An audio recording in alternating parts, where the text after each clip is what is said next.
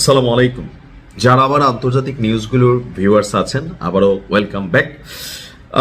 বিশেষ করে যারা ইরানের সাপোর্টাররা আছেন, বাংলাদেশে গেল কয়েকদিন নির্বাচন বা বিভিন্ন ইস্যুতে আমি আসলে রেগুলার নিউজ বানাতে পারি না, তো সেই কারণে ইরানের নিউজের আপডেটগুলো অনেকে চাচ্ছেন যে ভাই আসলে কি হচ্ছে।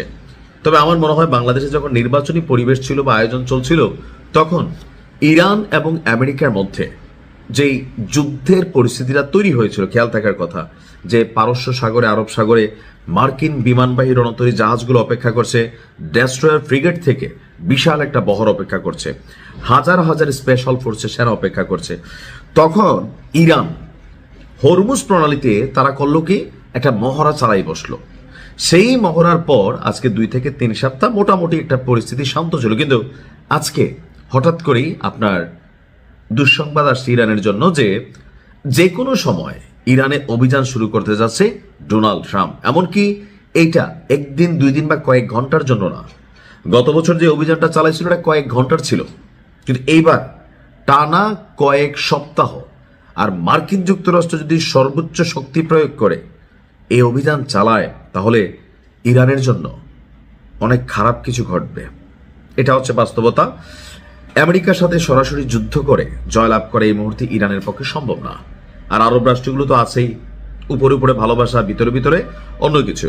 আজকে একটা প্রতিবেদন আসছে যে 2 মার্কিন কর্মকর্তার বরাত দিয়ে আপনার আন্তর্জাতিক গণমাধ্যম রয়টার্স তারাই নিউজটা করছে যে প্রেসিডেন্ট ডোনাল্ড ট্রাম্প ওনার নির্দেশ আসা মাত্রই টানা কয়েক সপ্তাহ ধরে ইরানে অভিযান চালাবে যুক্তরাষ্ট্রের সেনাবাহিনী, বিমান বাহিনী, নৌবাহিনী। এবারের অভিযান দীর্ঘস্থায়ী হবে, আর সেই অনুযায়ী তারা প্রস্তুতি নিচ্ছে। অর্থাৎ আমরা যখন ভাবছি আমেরিকা কেন থাইমা গেছে, তার মানে তারা থামে নাই, একটা বেটার প্ল্যান করছে। আপনার 2 মার্কিন কর্মকর্তার বরাতে রয়টার্স বলছে 2 দেশের মধ্যে এর আগে যেমন সংঘাত দেখা দিয়েছিল, এবারের এই সংঘাতটা এটা ভিন্নভাবে হবে এবং কি এর পরিধি অনেক বড় এবং ব্যাপক আকারে হবে। বিষয়টি অত্যন্ত স্পর্শকাতর হওয়ায় মার্কিন প্রতিরক্ষা বাহিনীর সেই 2 জন ঊর্ধ্বতন কর্মকর্তা রয়টার্সের কাছে তাদের নাম প্রকাশ করেনি। তবে এই পরিকল্পনা ফাঁসের কারণে যুক্তরাষ্ট্র এবং ইরানের মধ্যে চলা কূটনৈতিক যে আলোচনা ছিল সেটা ঝুঁকিতে পড়ার সম্ভাবনা বেড়ে গেছে। রয়টার্সের মন্তব্য যে ইরান তো মনে করতেছে এটা কূটনৈতিক আলোচনার মাধ্যমে সমাধান করবে, কিন্তু আমেরিকা তো আরো বৃহত্তর পরিকল্পনা করছে। সো ইরান কিন্তু চুপ থাকবে না।